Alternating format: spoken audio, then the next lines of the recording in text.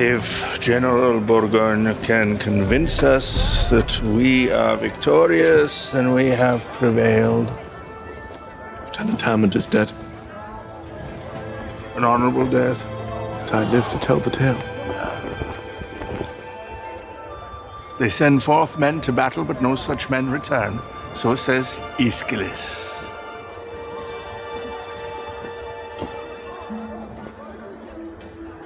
You're a different man now.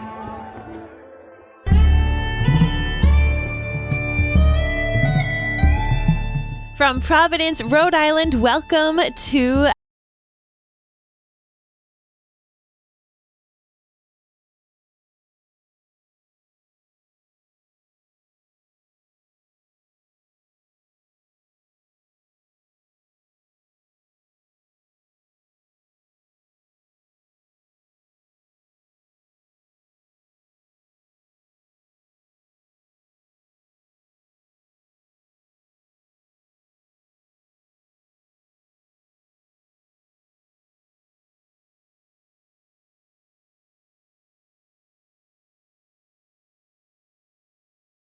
Name is Blake, and it is that so hard. song makes me sad. Oh my gosh. now. Honestly, I mean, we have talked so much about the musical choice for the intro to have Sinead O'Connor perform the Skyboat song for season 7.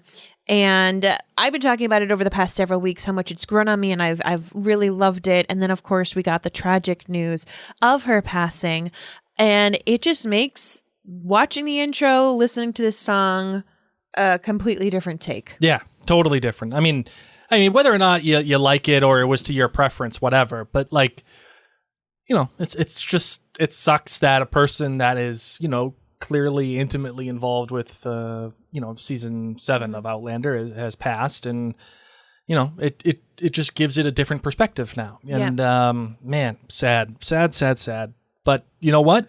I think we're all better for it now that we have Sinead performing the Skyboat song for this season. It makes me wonder if they will continue for the second half of season 7, what that will look like, and will they try to, make it appear, the same with some different, instrumentation, or will Rhea be a part of what's going on there? Like, it's going to be an interesting set of circumstances, I think. It will. And, news came out, of course, because I believe that this was the last thing that she recorded before her passing, which makes it even more haunting. Yeah, right. And, as we go into the ultimate episode, and as we leave here in the penultimate episode, I think we are going to be haunted with something. So I am grateful that we do get to have this piece of her, because it truly is beautiful. And so it will be interesting whether, like you said, whether or not they had planned for her rendition to be the part of 7B or not, or if they were going to kind of remix it and add in extra vocals. It will be interesting to see what they choose to do with her there, with her bit. So we just wanted to say, if you too have a little tear when you listen to it, or if it hits differently, we're right there with you, and we would be remiss if we didn't mention it, of course. So we wanted to remind you all that, as we said, this is the penultimate episode, so that means the episode before the finale-ish for this mid-season break. So the 7th season does have a total of 16 episodes. Give me it. Nice and thick and juicy. I love it. But it's been split into 2 different parts, Blake. That's what she said. Oh my goodness gracious. So even though, the next episode will be kind of the mid-season finale, just know that this season is not done. So we kind of keep that in mind as we're talking about this episode being kind of the mid-season penultimate, and the next one is kind of a mid-season finale, that we have to keep that in mind in regards to, this isn't the normal penultimate episode. Right. It's kind of like a halfway point. Well, I have a very serious question then. This is of utmost importance. Mm-hmm. Is this worthy of the final countdown? I don't think so. Really? I don't think so. Because it's not a series finale.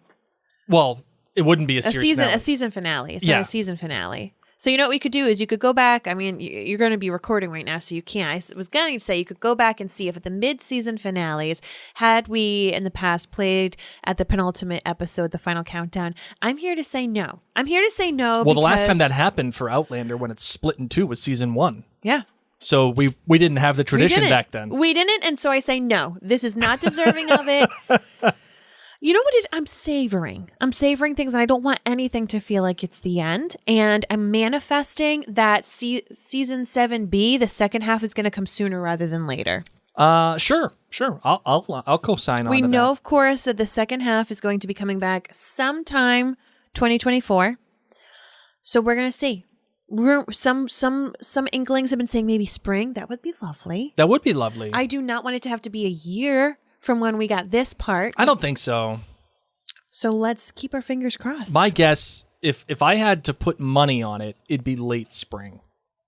If I had to put money on it, that's when it would be. I'd be down with that. Just because, That's how you're feeling. Yeah, I sense that there's probably more work for the rest of season 7 that needs to be completed, and it's all that much harder now that we have all the strikes with the writers and the actors. And yes, it's all in the can, sure, whatever. But you don't know if there's going to be some reshoots here or there. You don't. So we're just leaving wiggle room, right? Yeah. No. But what I also love is that we, of course, have Men in Kilt season 2 starting the same night as the mid-season finale. So there's going to be a lot for us to sink our teeth into. And I would recommend that those of you who are listeners of Outlander Cast, maybe you've listened to some of our other podcasts, so you kind of have a flavor of the things that Blake and I like. Send us your recommendations. Not that we're necessarily going to be able to podcast about them during Droughtlander, but just to kind of watch, because Blake watches extra TV than I do, so he's frequently looking for extra stuff. That's right. I just started Star Trek Strange New Worlds. Wow. Based on a listener recommendation. Love that for you. Love that for you. I was actually thinking about having you tag along with me on that one. Because it's quite good. I'm so excited. The school season's starting, and that means my music season's starting, and sadly I'm going to have rehearsals. Oh. But I do. I love that for you. And honestly, I just need to say this because I had seen a friend of mine who had hidden her Star Trek fandom love. She had hidden it from her regular friends, from social media, all this stuff. And just this week she posted, coming out and telling everybody that I love this. And during COVID, she found other people. Oh, wow. And I say this because it makes me so proud when we find our nerdy fandoms, Outlander for us, and then we find other people who love it as well. Thank goodness for the internet, for allowing us to connect with each other, whether it's through podcasts or meetups or any of this kind of stuff. So I'm just here to say, friends, thank you. Thank you for taking the time to listen. Thank you for taking the time to embrace your nerddom of your love for all things Jamie and Claire and for time travel and for Scotland, because we are here for it. And a couple of things I don't want to forget. If you live in the New England area, we are going to be going to the New Hampshire Highland Games. Yes. And that is like the early 20s, late teens of September. So if you do live around there, we highly recommend that you go get your Scottish fix. Let Blake and I know you'll be there. We are hard to miss because if you've never met us in real life, we're giants. We are really, really tall people. So we'll be easy to find, and we're loud too. And then also in October, on October 22nd, I'm going to be the MC for the Rhode Island St. Andrew Society, which is our Scottish society group here in Rhode Island. And they're having their 100th annual gala, potato. I have to see which way they want me to say it, since I'm actually going to be the MC. But we're really excited about that. And actually, Blake and I are going to be interviewing the people who are running the event shortly. So keep your eyes open on socials for that, and ears open in your podcast apps for that as well. All right. On that note, let's get into the show. All right. Here we go.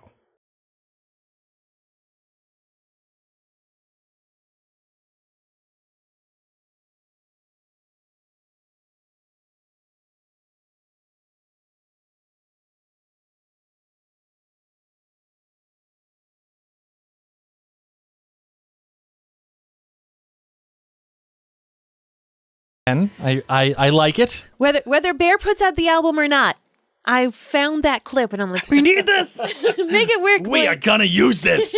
Somehow make it work. And Because I'm Batman, I did. So we took care of that. Of course, this episode is entitled The Practical Guide for Time Travelers, which is named after the apparent book that Roger is writing. And, well, I have a question about the whole writing of the book thing, Mary. But we'll get into that in a little bit. Yeah. The writer was Margot Yee. Margot Yee actually is a staff writer for Outlander, and the only other credit that Margot Yee has is a short called Out of the Blue back in 2013. That is it. So, like, she's just a staff writer, and a staff writer is essentially it's your first stop in the TV writing room. Like, if you want to be part of a television show as a writer, as a staff writer, that's that. And a lot of the times people just they're not even credited as staff. It's just like you're a staff writer. Like, that's your name. But the idea is that those staff writers, they collaborate with the people that are actual writers, like the people who have been in the industry for a little bit, the people who get credited for episodes. They help develop those scripts. They map out all the other kind of episode beats, or they even pitch ideas and brainstorm ideas to help aid the writers. And a lot of the time, if you're a staff writer, you're in the room, but you don't talk unless you're spoken to.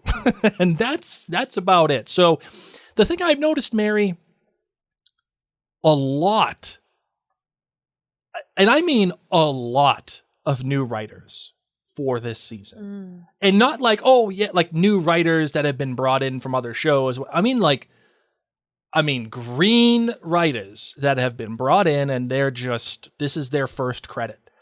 And I would love to know your thoughts on that. Like, do you sense a difference? Do you feel a difference in the writing at all? I feel a difference in many good ways. There have been writers on Outlander who we can tell it's their style. Yes. And they have a certain voice for different characters. But I've said it before and I'll say it again. I've absolutely adored this season. And I think it would be really interesting for us to get to know these writers a little bit more and find out, were they Outlander fans? Because that why they're using so many yummy morsels from the books? Or are they people who, like, whether they read the books or they watched the show, like, they are so new? Are they new just because the previous writers needed to go on to new things? And how do you decide upon these newer people? So I think that's going to be something fun for us to explore through Outlander. Sure. The director for this episode was Joss Agnew. Now, Joss has directed a lot of different styles of television. Most recently, The Man Who Fell to Earth, and then The Irregulars, also The Split, Deep State, the show, also a couple of episodes of, actually 11 episodes of Poldark. And there's some other shows in here as well. Mr. Selfridge, Jekyll and Hyde, Law and Order UK. Here's a good one. Earl. Wizards versus Aliens. You're a wizard, Harry. So yeah, there's a wide range of television here, ranging all the way back to about 2006. So Joss Agnew, participating in some interesting television, I would say. But The Man Who Fell to Earth is one of those shows too that's very interesting and dynamic in its visual tapestry, if you will. So I think we get a chance to experience that here, Mary, in some ways. So, all right, that is that. Those are the details that usually everybody is bored by, but some people really like them, Blake. Seem to love. Not me, but I love that for you, as I said. All right, so now it's time for our kilt rating. Of course, we love to rate shows on a scale of 1 to 5, 5 being the best, 1 being the best. Mm-hmm. Oh, I don't have the... It's okay. It's all good. Here comes a general. Oh, wait, Give no, her a I got little Hamilton cue. Here comes a general, Washington. All right, there you go. Sorry. So I'm giving this episode a whopping 5 kilts. Not a 5 plus. No. But still a 5 kilter. I loved it. I loved so many things about it. I was here for all the fun and for the madness. And that's that. I cannot wait to hear what separates this from a 5+. Oh.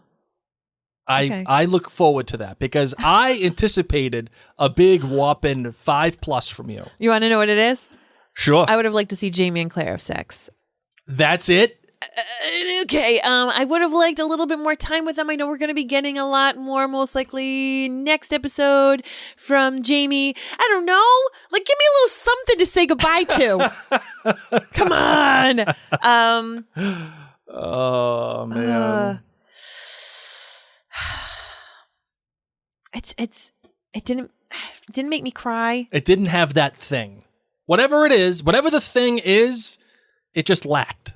And I appreciate that. There's sometimes It was still a 5. Sometimes a thing lacks a soul that gives you and the sex that we extra did bit. have didn't do it for me the way that Jamie and Claire's sex does it for me. Sure. So sorry. No, it is. It is still what a it is. 5. Still it's great. Still a 5. Still fantastic. Still the best. Yes. The best out of this season. Yes. I am going to co-sign with you, Mary, not on a 5, but that this is the best that this season has offered so Awesome. far. As such, I'm going to give this one a 4.86. 4.86. Okay. Yes. I think I love when you get down to like not just a 4.8, not just a 4.85, but a 4.86. So the highest one that I've given for this season so far is a 4.85. Okay. I was going to give it a 4.859. But even then, I think that's just a little picky. That's a little too blatant. Even for me. That's like, all right, buddy, let's calm down. Okay. With the thousandth. Yes. So whatever Yes. the heck the number is. You know. Stats are for nerds. Stats are for nerds. Truly. So I just said, you know what? I'm not going to be that much of a troll. Okay. I'll go up to the next 100th. We appreciate. Whatever. I don't even know if it's 100. Is it 100th? Is a 6? Like 10th, the 486? 100,000? Yeah, sure. I didn't do well on my SATs, so I was a history kid. Yeah, I really liked this episode quite a bit. And even though it was written by a staff writer, someone who is brand spanking new to the world of Snaps. Not an even television. though, but more a props to. Yeah, that's what I'm saying. Like, Yeah. it's just like, wow. I think that this episode was pretty well balanced, especially for for an episode that has a lot going on. Yeah, this was a smorgasbord. And I find myself saying that quite a bit, I think, over the past number of Outlander episodes. And to its credit, it's handled the lightning paced set of events, I think, fairly well. And I'm happy to say that. All right, your kilt rating, Marvin. How many kilts are you giving this episode? I just gave it 5. Oh, sorry. How to tell when the hosts aren't I listening. got you. Well, it's not. It wasn't that I was. properly labeled in our Google Doc. You got rid of the I did. capitalized GBG. Our GBGs are good. Our bads are great. Yes. What's your GBG? Friends? If you don't have GBG in your life, I'm telling you, it's going to be a game changer. We've been doing GBGs, our good, our bad, and our greats for episodes since almost maybe day 1, if not soon after pretty day 1. close, yeah. So we've been doing it for a very long time. And I forget who, but someone came to one of our finale parties in Newport, Rhode Island, and told us that they do GBGs at dinner with their kids. And it has revolutionized our evening dinner time with our family. Yep.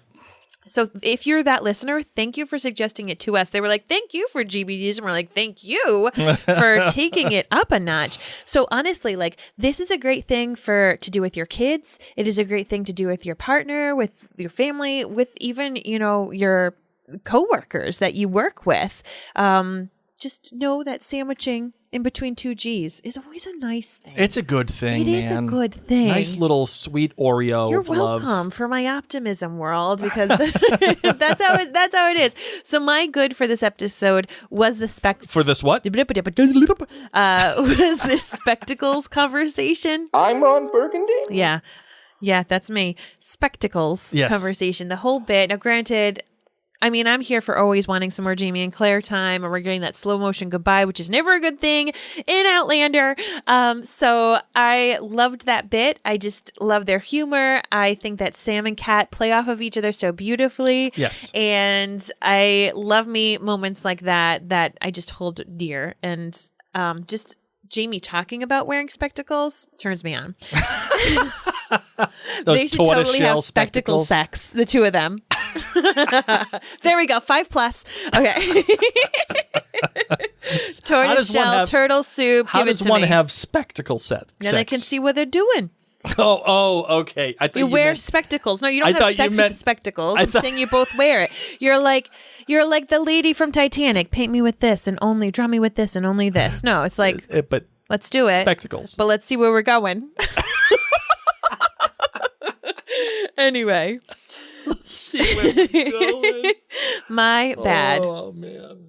My bad. Is it anything to do with lighting continuity, any of that kind of stuff? My bad is Rob Cameron and how he just shows up Guy sucks. and neither Roger nor Bree says no thank you. And then he even says I want another dram, and neither of them says no thank you. I can tell you, friends, if that was James Fraser at the door, if that was a Taurus at the door, you don't come inside a bull's house when they don't want you there. No. Okay, very different though. I appreciate that Roger and Bree handled it differently, especially Roger. Roger is a very tender-hearted introvert, so I appreciate that he is very different than the King of Men. Be the alpha. But as an alpha myself, it was hard for me. Oh, it's the worst. You should see me when people come up to my door trying to show me all the different things, whether they're trying to get me to get the solar panels, they're trying to show me a book of their religion. If it's a kid, who's trying to sell me candy for the Boy Scouts, I'm like, who do you think you are? Nobody sees the wizard. Yeah,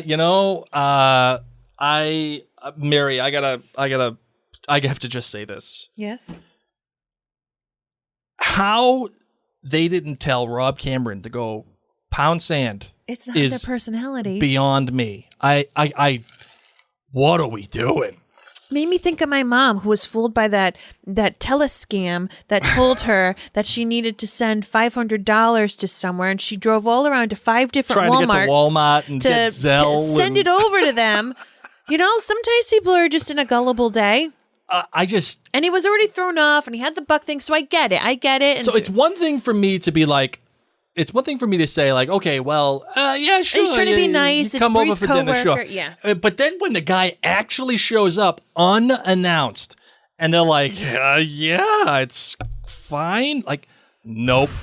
When you got young kids, nope. And it's not even necessarily a knock on Bree and Roger. It's also a knock on Rob Cameron. Like the kahunas and so rude. I mean, we all know he's rude. He still is a kid. And like we all like. There are some people that are like, oh well, he doesn't want to make stuff tough for Bree at work. Yeah, no, that goes way beyond whatever. It's so funny because like I don't want to hear any of that. Watching this show through the lens of 2023 and parents who like barely, let kids have sleepovers with people who they've known for a decade, nonetheless with some guy they just met. So different. So different. All right, and then my great, everything with Buck. Not a single thing without him. Down to his crunchy down to his peanut butter, down to the sitting on the seat with the kids, down to the telling Bree, like, I don't like this guy, and just how he acted towards Rob Cameron, to sit in shotgun with Roger. Yeah. Let's go get you, Jemmy. Right. I'm here for Buck, and the actor portraying him is doing such a phenomenal job. Graham McTavish, who? Yeah, right. Okay, done. That's it. That's actually a very I would say, I'm not sure if you meant this, but I think it's a very valid point, Mary. Like the Graham McTavish casting feels like a very serious bit of stunt casting in season 4, and it feels like they didn't really have an idea of what they wanted to do moving forward. Like, because obviously this is part of the books, right? Like, obviously they knew that Buck was coming back. I think so, like, they how also, is it that they had to were- figure, like, okay, will it be renewed that long? Will we be able to say that storyline? And can we sign an actor to do one episode and then also say, but promise us in 2, 3, 4, 5, 10 years, we don't know how long it's going to take for us to film this, you know, COVID and all these kind of things happen, and tell this person who they hired years ago, we'll be back for you. Yeah, it happened with Tobias Menzies in Game of Thrones. Make sure you'll be here for us. Well, that's Tobias Menzies in Game of Thrones, where I feel like it. You know, we'd have to see, like, when did they say that they were definitely coming out with this season? You can't just. I don't know. I think it's different. I think 6 and 7 were ordered after season 5. I forgive them, and I've already rewritten this character in my brain. Yes, I would what say I'm that. saying. So to me, it's NBD. I love me Graham McTavish, so it's a nice little, you know, little cherry on top. Yeah. But I agree with you; it would be nice continuity wise. Yeah. All right. So anyway, Your GVGs, my love. by the way, I agree with you wholeheartedly about the guy who plays Buck now. It has made me forget Yes. about Graham as Buck. In your mind, it already is rewritten I'm that already he's the done. one that does all of that. Yes. But whatever. All right. So my good, I actually have a tie. Ooh. First for your is- highest rated episode this season. I love it. Yes. My first goes to Joss Agnew, who is the director of this episode. My feeling from the direction is that it was exceptional, and not just, you know, the composition of the shots, and obviously lighting is different than direction, right? Because that's cinematography. But, like, you know, the director runs kind of all of it, and when they're shooting stuff, and the direction for this episode was spectacular, and that was witnessed, I think, in, like, the stuff with Tufty, right? I know, again, that this is written, but the way that it is shown on television makes a big difference. Actually, you know what kind of reminded me of? It reminded me of This Is Us, if you remember, spoiler alert, with the red boots. Yes. With the little boy, and, like, oh, the red Jack. boots. Yeah, with little Jack. Oh, the red boots is so cute. And then, like, later on, you see the red boots, and you're like, oh, no.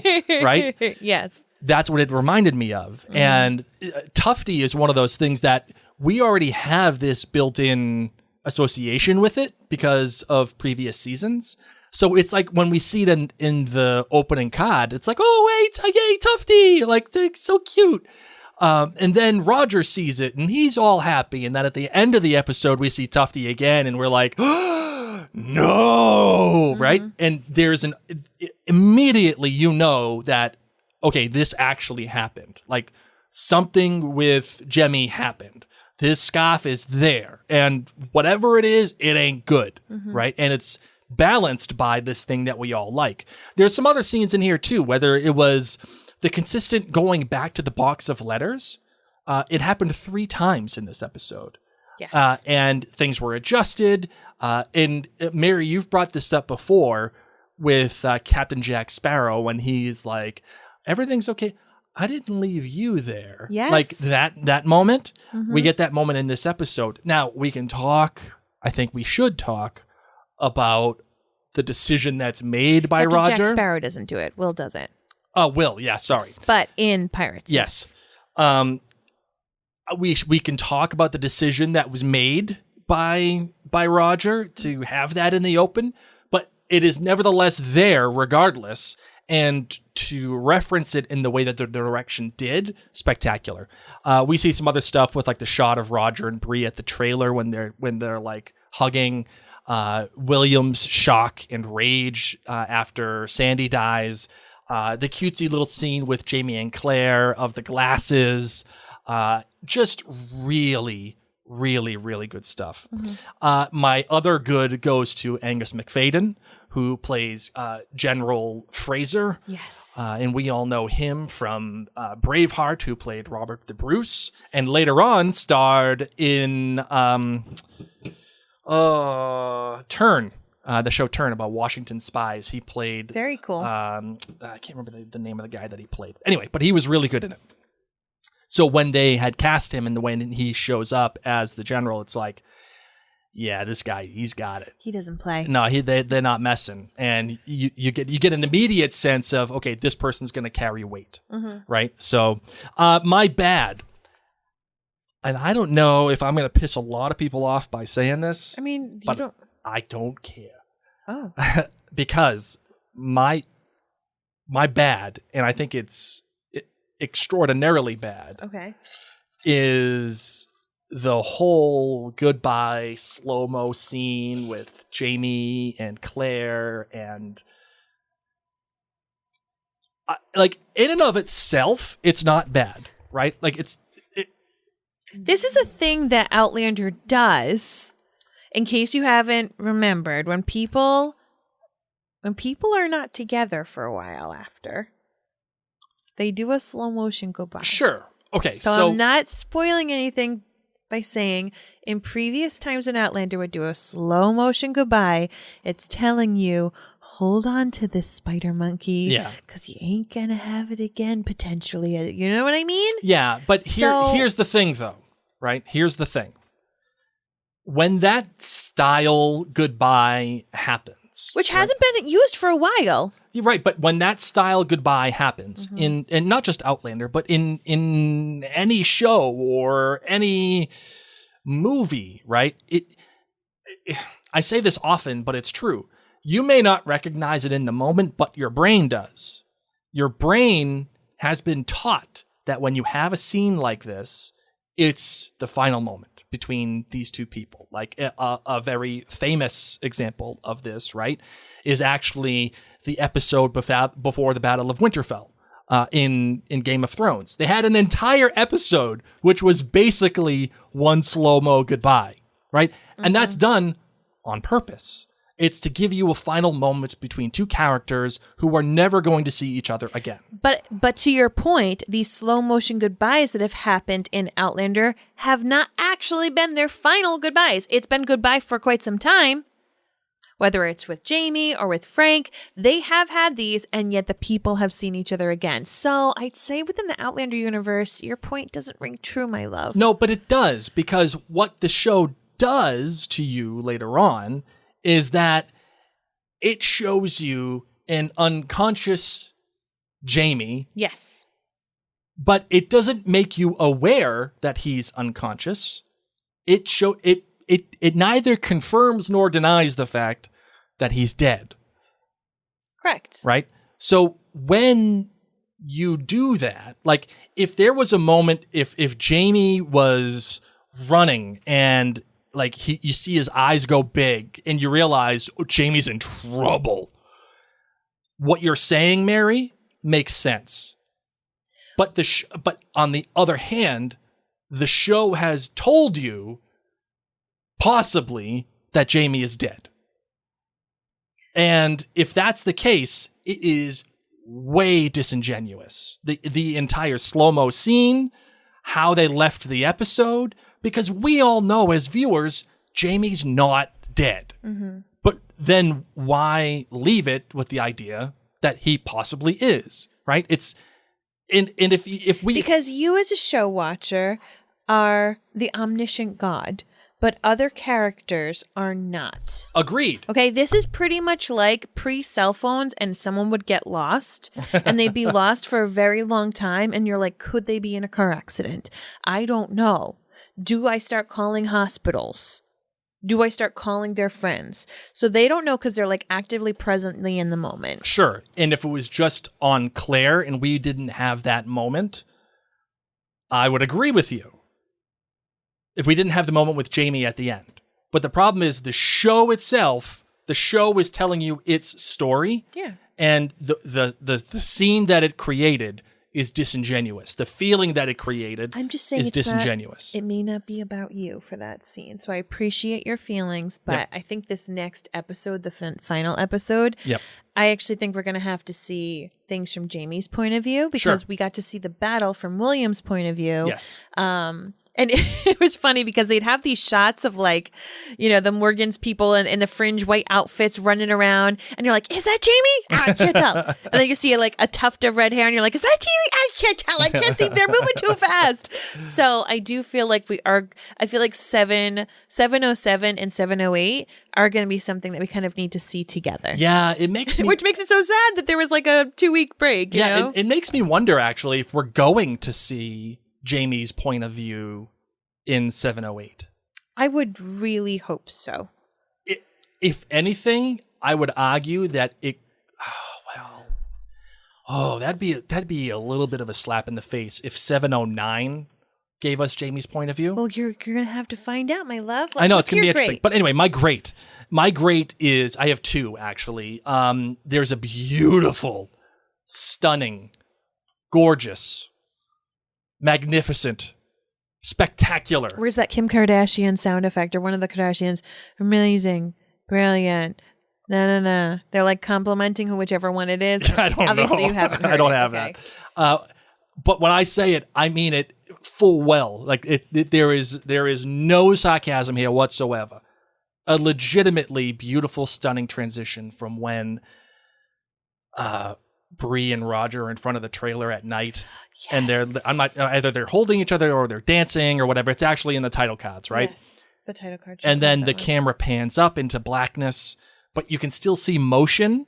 Mm-hmm. And then as the motion continues up, it follows up and over the dam and into the water, and then goes down onto Bree and Buck. I did love that. That transition was freaking Stunning. Awesome. I looked at I felt like I was Leonardo DiCaprio in that meme, when he's pointing at the screen. Like that was me. Like, oh my God, that is awesome. Right. So, but my other great goes to Diarmid Murtaugh, who plays Buck. That guy. Oh my gosh! Right? That's both of our greats are Buck. Yeah, seriously, that guy is freaking awesome. Truly. Awesome. And what he brought to the table as Buck right away to me was believable. Yep. It was believable that he could turn from, being this enemy of Roger to a dad who quite clearly has an issue with his family. And that's quite clearly the reason why he was sucked into the portal, and quite clearly doesn't want to go back to his family. And then turning into Uncle Buck, Cousin Buck. Sorry, I desperately wanted them to say Uncle Buck in the worst way, but it didn't happen. And then it was totally believable when he's like, all right, you got something else stronger to drink, and sitting down in the trailer watching TV with the kids, getting his beard combed with a bobby comb. Like, all of it made perfect sense. And I thought that the actor himself is what sold the character. Mm-hmm. Oddly enough, I'm not sure if I would buy Graham McTavish that way. I don't know. How about you? I already have too much Graham McTavish in my life right now, and it would have been too confusing to watch that and then trailers for season 2 of Men in Kilts in New Zealand. I am very glad they made this choice, and yes. I will just leave it there. Yes. So here's what I want to say, Mary. Now that we've gone through the whole thing, I want to say that Outlander, for me, has, I don't want to say become reinvigorated, but it is certainly back into territory that I think is what made it special, right? For a lot of the time, we looked at Outlander as being special because of Scotland. And by the way, 100% true.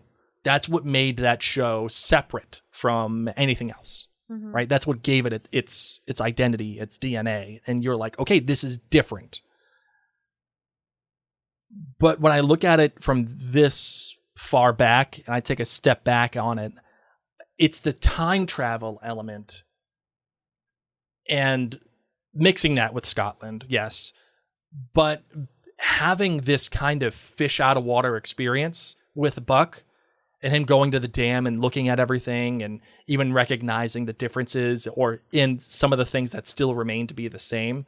That to me is what is making this season special. Combining that with the letters between between Claire and Bree, going back and forth in time, having Buck there, having like this, what do we do with this person? Like, and having that separation is what's giving this season, I think, finally the fuel to become the kind of show that it ought to be. That we fell in love with to begin with. Yeah. What do you think about that? No, I agree. I've said it before and I'll say it again. This to me feels like old Outlander for many reasons. And I also think that being back in Scotland has a lot to do with it. The Scotland magic makes us, even though oddly enough, we've been filming in Scotland all along, it just has a very different feel and flair to it. So like even the scene when Roger's looking at the family tree and he sees the guy's date of death and it's like, give me the magic. Like, would I tell the guy his date of death, right? Would I want to do that? It's relatable. It is. And they have an opportunity to kind of play with that. And now they have these questions about, we're just thrust back into OG Outlander. You know, we go for so long traveling through the stones and then Claire going through her journey and marrying Jamie and Culloden and everything. We kind of like lose the time travelness of it. Granted, she still is a time traveler, but we're not traveling through time for quite some time. Yes. Then we get it again and we get it a few more times, but right now it's right there. It's in our face. And I like that. And I like the questions and the issues that we're going to have to resolve with it in these upcoming episodes. All right. So let's get into this episode. I mean, pretty much everything. So before we get into this, Blake and I would love to remind you that we want to connect with you online, whether it's Facebook, Instagram, YouTube. Just search Mary and Blake. We do have an exclusive Facebook community that we would love for you to be a part of, particularly when it comes to Droughtlander, so we can either do, some rewatching and chats together or find some other shows to keep us company. And also we're going to be covering Men in Kilts. So just search Mary and Blake, a group will pop up for you. Click that and join. We'd love to see you there. And yeah, let's, we get a bit of the cold open again. Last week, I don't think we had the cold open. This week, we did have the cold open, the show where it's the letter, and Bree is reading the letter where Claire is talking about being outside of Saratoga, and Roger introduces Bree to Buck. And that's how things open. Yeah.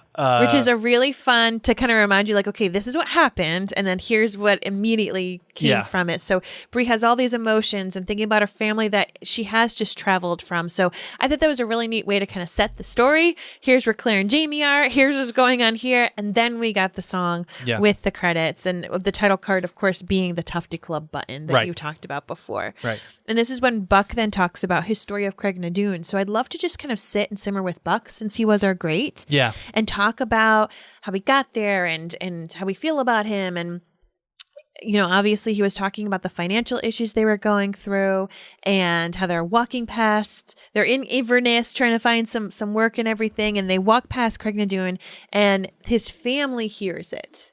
Yeah. And he says that it felt like it was coming from his bones, that he couldn't take it.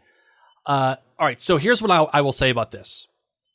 If this were any other show, I would pound this into oblivion, being like, come on, this dude just walks by it and it just so happens to be Buck, who just so happens to go to the 80s, who just so happens to have Roger. Come on. But this is Outlander, and Outlander's gonna Outlander, and this is one of those things that, like, I think happens. You have to expect it to be what it wants to be. Yes. Right. So that's why I'm not going to talk about that because it's not worth it. Like it'd be like asking a depressed person, like, don't be depressed. Like sometimes you can't help it. And I'm not saying Outlander is depressing. I'm saying things are going to be what they are regardless of what you expect of them. Yes. And that's what I'm saying. Like you can't expect Outlander to not be a thing that it wants to be. Well, and also back in that day and age, there weren't as many jobs and businesses and cities and towns. So it just makes sense that Inverness it was a place that they traveled to. Yes. And as they're traveling and they pass Craignadoon. So to me, it just makes sense. What I do love is that, you know, he's walking and all the roaring carriages, meaning the cars are passing by, and he sees Roger entering a shop in Inverness. Yes. And then from there, he follows him home to Lallybroch. Because that was one of the things, too. Roger and Bree are like, okay, we understand you got here, but how did you get here? Yeah. And now you're terrorizing our children. Explain that bit. And I love that Buck was just able to say, I saw you, which means that this happened to you, too. And maybe you could explain this to me because you're the only other ones who knew what's happened to me. And the other thing that he says, too, is you were hung and you survived. Yes. And then you ended up here. Here. Like, I don't know what I'm messing with. Right? Right? Like, I don't know who you could be, like an alien. Are Like, you Harry Potter? right. Seriously. So, oh no, I don't have my sound. Here it is. I'm Harry freaking Potter. And then Buck finds out that they're family because Right. he's asking like, why were you hitting on my wife? And of course I would have hung you. Anybody would have hung you. And Roger's saying, yeah, like my great granddad. And Right. that was my great grandma. So we're family. And the realization and the shift that happens in Buck from that moment on, you say family and he's done. Yeah, that's it. Like that Signed, seal, delivered. connects I'm yours. right in. And one of the other things here too that you have to recognize also is Buck has abandoned his family, right? By all accounts, on purpose, right? At least the way that it's framed within Why the would show. you feel that way? Because the way that Bree speaks with him later on, she's like, so what were you doing? Like, you want to go back to your family, right? Like, what were you thinking about? Because Bree says you need the stone, and then to get to wherever you want to be, ideally you want to be thinking about that person. We saw Jemmy mess it up, one time. So, like, I mean, like, I think there's still some machinations of time travel and how it works that have yet to be figured out. Agreed. But I'm willing to forego or at least whistle past that graveyard, right? Because again, things are going to happen in Outlander that Outlander's going to Outlander, right? So like you can't expect it to be something that it's not. So I'm okay with that. But clearly the show is positing that Buck doesn't want to be near his family for some reason. I don't know what it is, but he doesn't want to be there. So my thought is he's like, I just want to, like, I shouldn't be with my family, right? And maybe the Stones see that as an interpretation of like, I'm going to bring you back to your family that actually knows the deal, that can help you. Like, you see what I'm saying? Like, that can help you go back and like appreciate your family. Like, it's almost like a Christmas Carol type deal. What I like about this is the first viewing of time travel in the show where we see someone's initial trip being to the future and not to the past. Yeah. It still is at that 200-year-ish mark, which is neat too. So, but you just think about it. Think about this too. If Roger is his great grandkid, whatever, like stats are for nerds,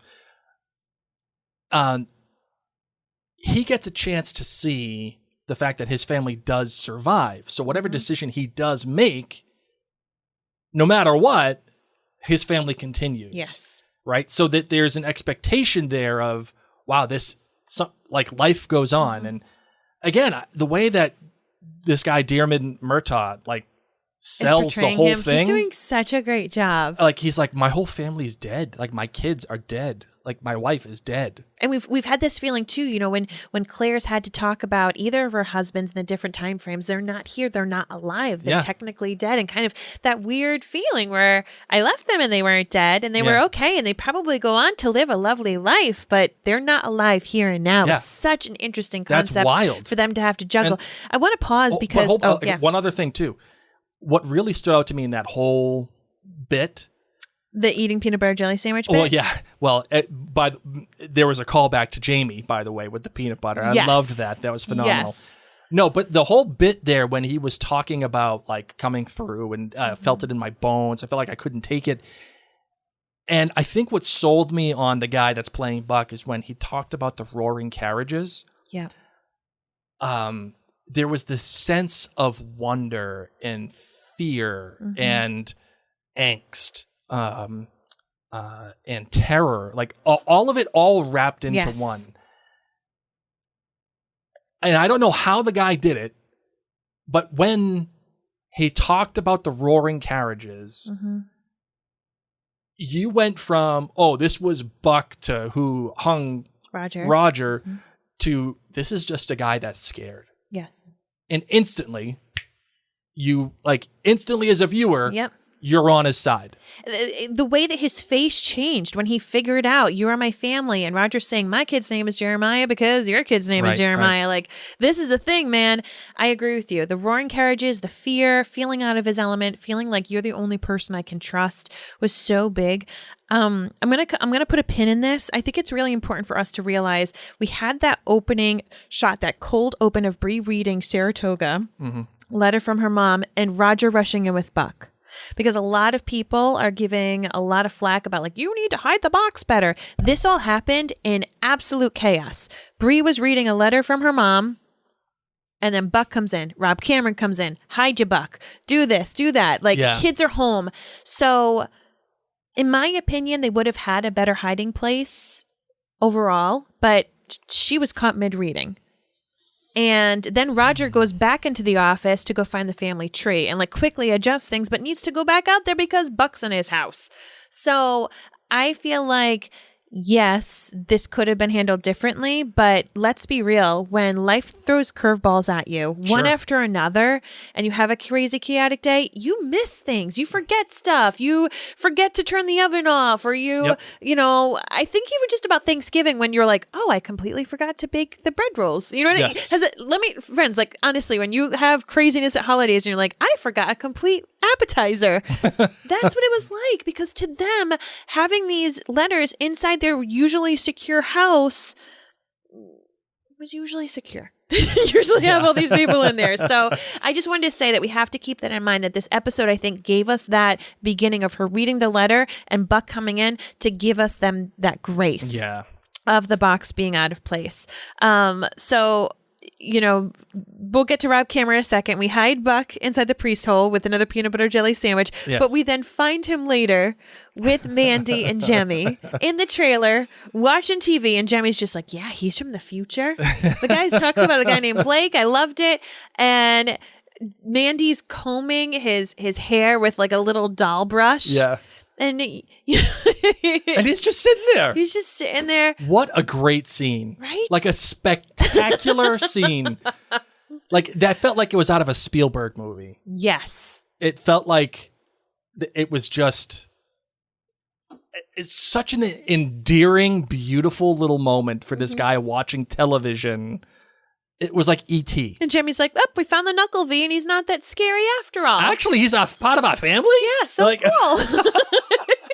But I agree with you. Oh my gosh, it totally had the Drew Barrymore E.T. vibe. Yeah, no, it was, like I said, this was Spielbergian. Like, it was, it's one of those things that you know it when you see it. Yes. And now that... Like, that's going to be one of my favorite shots, favorite scenes of season 7, maybe of Outlander overall, because it just made you smile. Yeah, and it just happened. And he's just sitting there. And, like, you expected it to be, like, this big, dramatic thing, like, he's out doing something weird or whatever. And he's just not sitting there watching TV. Like, what a great subversion of expectation. But Marvin, I do got to say this. Yeah. We are at 53 minutes on this podcast. We should probably talk about our partners here for a little bit, and then we can decide on how quickly you want to move through the rest of this episode. Shall we? Yes. Okay, cool. Let's do that.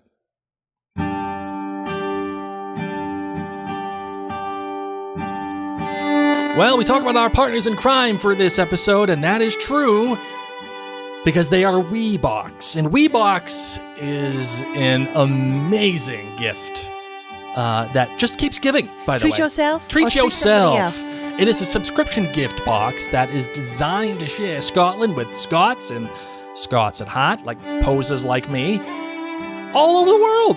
If you love Scotland, you got to get yourself a a Wii box. You know, it's funny because I'm actually wearing a gift from a previous Wii box. I'm wearing a necklace that has a little bit of Highland Heather inside of it. Oh, cool. And what's neat is every single month, it's 5 different curated gifts. Yeah, you know what, Mary, why don't you show it out there? Okay. Why don't you show it off? For our friends who watch on video. Right there. It's this beautiful little like glass ball with Highland Heather right inside. I absolutely adore it. And you get 5 different gifts, and I gotta tell you, you're gonna find ways for them to perfectly be blended into your life, and just to bring those little moments of Scotland, whether, as I said, you treat yourself or you're gifted it from somebody else. They're often very exclusive and can't be bought outside Scotland. There's that free magazine with Scotland's top journalists, a free exclusive virtual tour with our internet sensation Andy the Highlander, plus a soundtrack to listen to as you unbox the gifts. So as we're recording, we're currently in the month of August, but we wanted to let you know about the next box that you can sign up for, which is the September box. Yes, the September box. It's entitled the Let's Escape to Skye and Skye Cozy Cottage. Oh my gosh. Could we all please just escape to Skye for a little bit? It voted the most desirable place to live in all of the UK. Skye is rightly renowned for its rugged landscapes, its unique place and clan history, relaxed hospitality, and a vibrant and seasonal food scene. This month's Wii box is actually curated to transport you to island life and help you experience the joy of slowing down. Sign me up for all of this. Okay, so for example, they give you a Skye Sins coffee mug holder. Skye Sins are tanners, makers, and suppliers of luxurious sheepskins, home accessories, and sustainably made clothing. And the sheepskin coffee mug holder is made from close-cropped curly sheepskin that help keep fingers cozy in your favorite drink at the perfect temperature. You know what's so perfect is the August one came with a mug.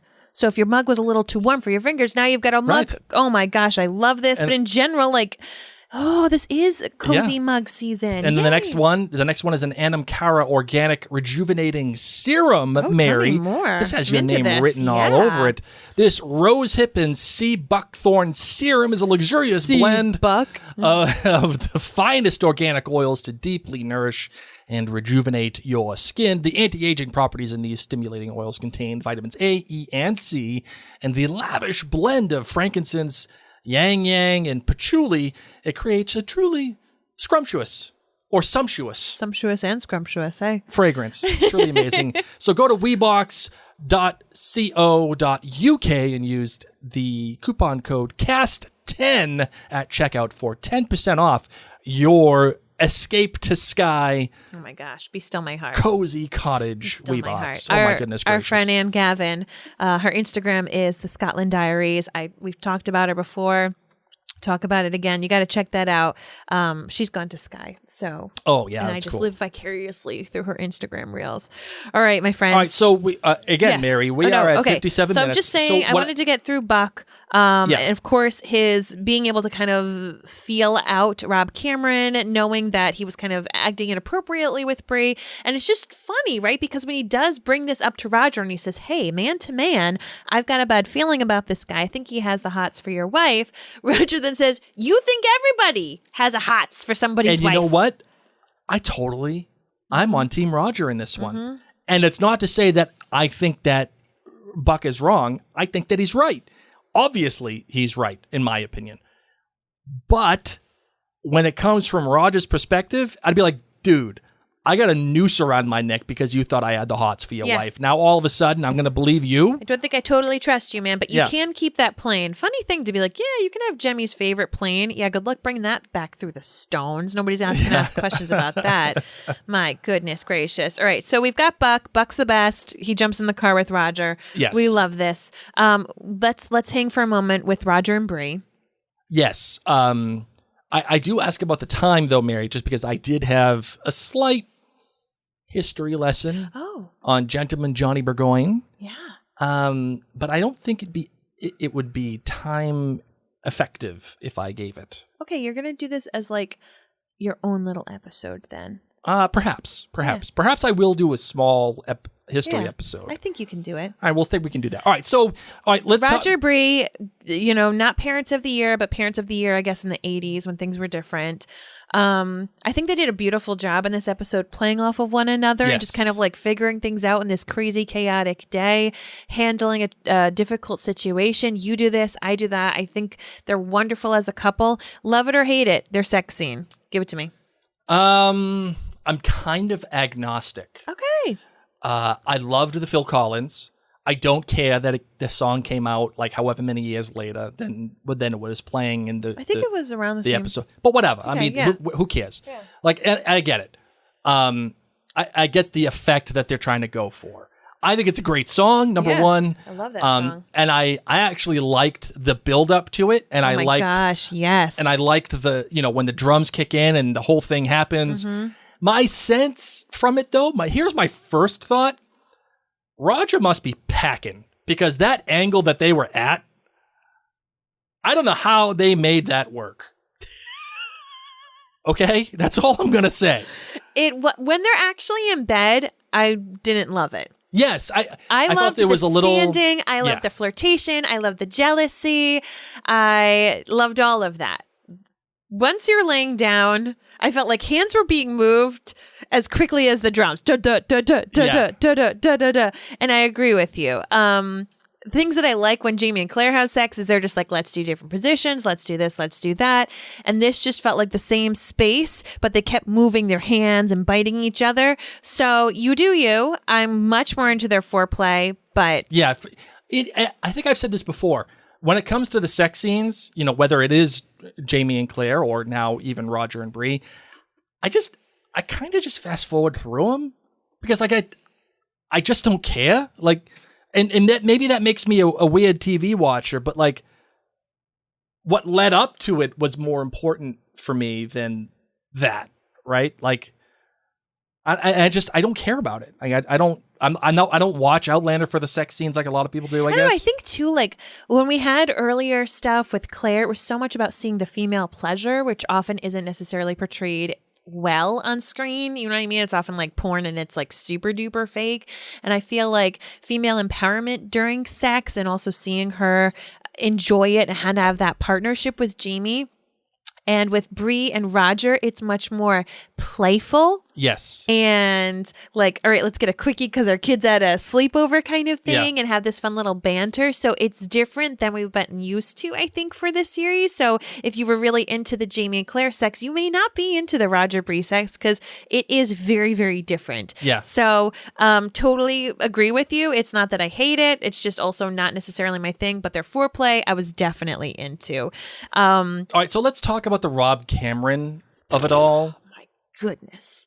Reading all the stuff, reading all the things, because he had the Time Traveler's Guide, and now he's reading Letters in the Box. So he's reading a whole bunch of stuff.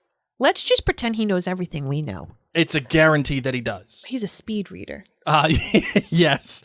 You remember those old commercials when it was like, let's teach you how to speed read? And it was like this, they would like go from page to page. Like, yeah, right. All right. Listen, the Rob Cameron of it all is another one of those things that I think if it happened on any other show, I'd probably be very upset. Mm-hmm. Just because it's so over the top. But I can't expect the show to not be something that it wants to be, right? So I kind of get it. And so does it work for you, I guess, Mary, within context, right? Like how we give our kilt ratings within context. Does the Rob Cameron of it all work for you? Yeah. In that sense? Yeah. Yeah. It makes me kind of question, whether or not he actually had a wife. Mm-hmm. It makes me question whether or not he actually had a kid. It makes me question if the dude's just straight evil, or is he actually trying to go get money? Like, did he think that if he brought Jemmy to the Stones, he could get the money and then potentially, since he knows everything now, he knows that he knows all. We need, as I said, we need to assume that he knows everything we know. So if he just thinks about his wife hard enough, right, at that time, do you think he could get the money, bring it with him that Jemmy knows about, and prevent his wife leaving him? Like, did his wife leave because he didn't have money? I think there's a lot here that if we just look at it within context, there's some stuff that we could probably dig into in terms of Rob Cameron. Yeah. Right? And because the other part of all of this too is Roger still believes that he has changed history. Yes. So you have to assume that Rob Cameron thinks, oh, if I go back and do this, I'll change history. And I don't care about the repercussions of stealing this kid because my future will be different. I won't even have to worry about this kid and the repercussions. Right? Like, I think there's some interesting stuff there. Yeah. No, there's a lot. There's a lot because Rob Cameron has taught us from day one we shouldn't trust him. So I totally think that it's valid to be like, did he even have a wife? Did she take him? Because if he did and this story pans out, then yes, it makes sense that he would want the money. Or in general, he could want the money and just be shady and make this story to make people feel bad for him. He's also, the last name is Cameron. So we don't know if Jocasta Cameron and the gold source is mentioned inside of these letters. Once again, we need to assume that he read everything we know.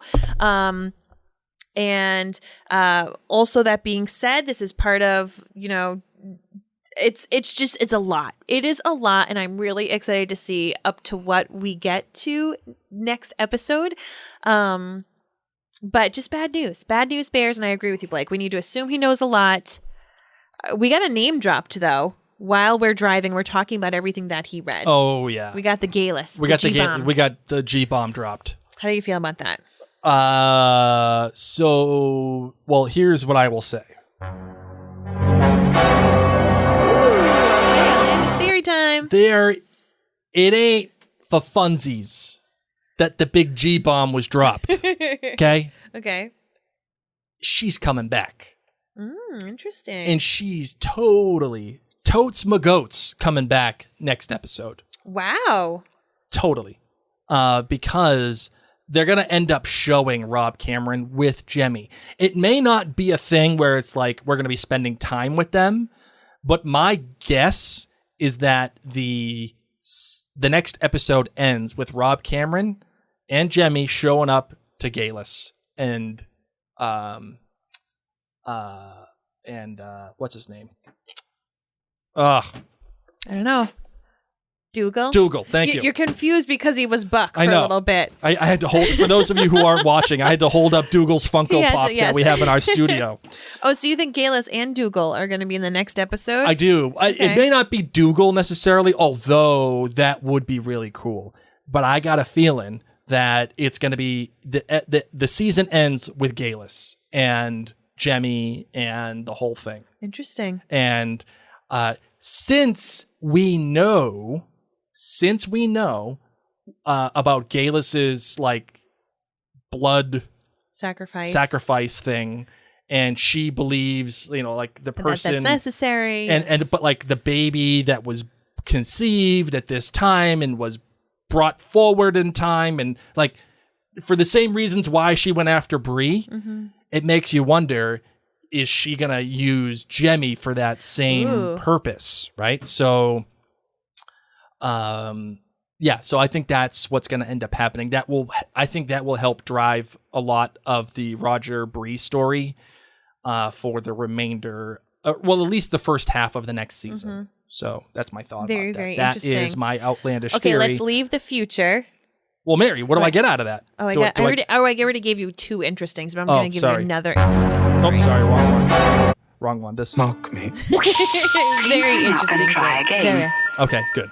All right, so now we're going to go back to the past, heading on over to Saratoga. We talked about the spectacles and how just stinking cute it was and how well acted that was and Jamie's long goodbye. But let's hang a moment with Wee William. Yeah, this, I think, is a masterclass in making you care about somebody. and that is his buddy. Yes.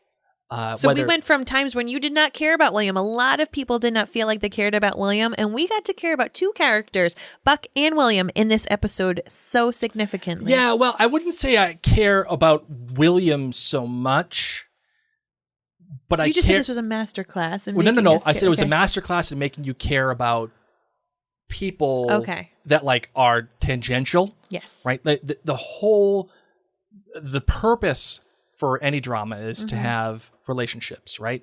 And whether or not you like William, whether or not you believe whatever about him, you can, I think, as a viewer, relate to the fact that he does have a friendly relationship with this guy. With Sandy.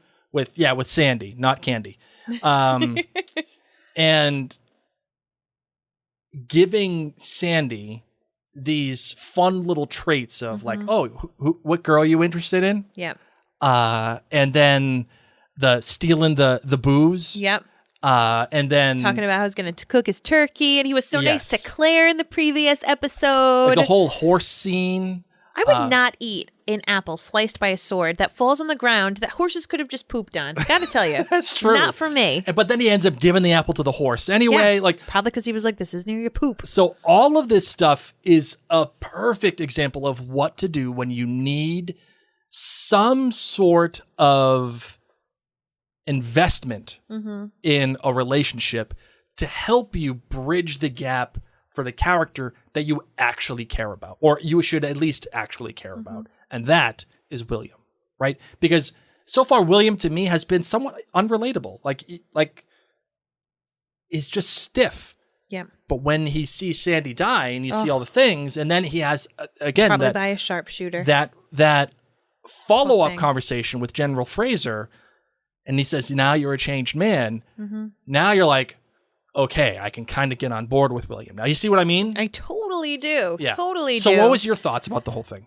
Same thing. I think it was a really fun way to spend time with him as he's heading off to his first major battle, as we got to have that with Jamie. We got to have that, whether it was Culloden or Preston Pans, spent so much time really kind of figuring things out. Whereas this battle was quick. It wasn't like super well thought out. We didn't get to have like loads of discussion and this way, that way. No, it was like, let's hurry up and do this. Yeah. Ian catches the deserter. Jamie and everybody have to hurry up and let's go. And even for William, his turn was quick too. So he wasn't part of that whole meeting planning stuff. So even though the buildup that we would have in previous battles in Outlander was very different, I liked it because it played on William's immaturity and him willing to, being interested in proving himself and seeing what he can do. And yet also being a fish out of water, having his friend shot right before him, and you keep seeing him turning and people are dropping like flies being shot as well, and that really throwing him off, and him having this absolute shock envelop him Yeah. until he's being told, okay, Lord Eldsmere, like, to your men, let's giddy up, let's do this. And when you do see him unsheath his sword, run on out there, it felt so much like Jamie when he would run out into battle with his men as well. So brave and just full of fuel. And I loved seeing that. I really think that the actor has done a fantastic job in studying both Lord John Grey and Jamie, so that he can pull out the aspects of those characters in different moments. I agree with you. I think their whole banter about who is the better, the Baroness and Miss Lynn, like the just taunting about the adultery, the mistress going on, and I loved it. I really thought that the whole thing, even though I thought that the sword swipe was a little wonky. But that's a young boy just trying to like do something fancy. It reminded me of kids, doing tricks on skateboards or any of that kind of stuff. Like, it's like, ooh, I've got a weapon and I'm going to do a little trick. Like, it was totally in line for me as well. And I love when he says, I'm no errand boy. I'm a true soldier. And that's what this was about, like proving himself. I've got the sword. I'm ready. I'm ready to go, guys. Okay, then let's do it. And losing his friend Sandy right in front of his face is what helps flip that switch. And I just thought it was done so beautifully. We got the smattering of blood all next to him. Oh, that was great. And as I said, it's just such chaos that I couldn't help but be searching nonstop for Jamie. Yeah. And when we do get him, of course, he is lying on the ground. How much do you want to bet that shot came from Jamie? How much do I listen, I'm not saying that this is a full out outlandish theory. This is in take development, okay? Totally take development. If Outlander's going to Outlander. Outlander's going to Outlander. My thought is Jamie is out in the woods and he sees good old William there. Yeah, my widow William. And his thought is, I got to get this guy's attention so that he runs away. And he shoots his buddy right next to him with the hope that he'll duck down. He'll run away, whatever. Mm-hmm. How much do we all want to put in the little kitty here that it was Jamie who made that shot? You can put it in the kitty if you'd like, in his brand new cute uniform. After giving a little present, after pulling a little Lord John Grey and bringing a 12-point Castellan book. Yeah, oh yeah. Because he knows his print. He knows it. Of course. That'd be very interesting, my love. Yeah, so I don't know. I'm throwing that out there. I do want to note that the music in this episode is really interesting, especially when Jamie and Claire are saying their goodbyes. They have their theme, but it is played with a much lower flute, like a very deeper, a bigger, more bass flute. And then it goes into the bagpipes, but it turns into a minor key. Mm-hmm. So it's a very interesting take on the Jamie and Claire theme. Just go back to that scene and listen to it through the musicality of it. I just thought that Bear made a very interesting and poignant choice with that. But yeah, I loved the battle. As I said, quick, furious, but that's the way that battle was. And we're, of course, seeing it from little non-errand boy William's point of view. So I do think that we're going to be able to see some of Jamie's perspective. I think that we're not just going to be left with just this, but we'll see. We'll see what happens in the mid-season I don't think finale. we're going to be left with it. I think it would do us a disservice as a viewing audience to not see Jamie's point of view. Did you want champagne after this episode? Holy smokes, those guys are drinking a ton of it. I think the show, and this is kind of what I wanted to get into the whole history lesson of Gentleman Johnny Burgoyne. Which you can. But I'm not going to because we're already at an hour 16. No. Yeah.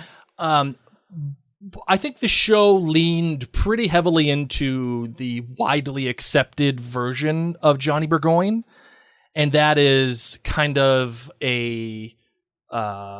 not aloof, but just the kind of person that is overconfident and cared more about the things like champagne and having these big, what's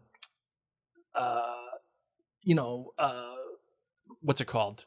Displays of food and having these hutches carried,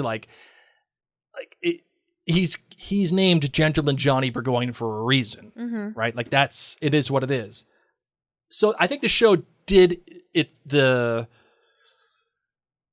caricature well.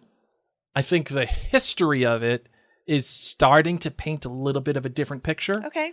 And we can get into that in a little bit. But I will say this, the confidence shown by Johnny Burgoyne in Saratoga after that first battle is very much true. And I don't care about what's true, what's not true, but I like the fact that they did show the overconfidence, because what the show doesn't tell you is that Burgoyne had a plan. And the plan was getting into Saratoga, doing this whole thing, and then having other parts of the British Army go down with him, and then using that as a force to separate the rest of the colonies, right? To separate the colonies in half. The show also kind of does get into this, but it doesn't say it out loud, which is the reason why they end up losing at Saratoga isn't necessarily because of Burgoyne, but because the British screwed up their communications. And one half of the army, or 1/3 of the army, was sent down to Philadelphia. Another third of the army was sent down somewhere else. And then Burgoyne was basically left to his own devices. And that's why they ended up losing. Awesome. Well, we will definitely have a mini history episode from you coming on up, so you can... Yes. But so I guess what I'm saying is I liked how they portrayed him. Yeah. And I liked the overconfidence that was shown.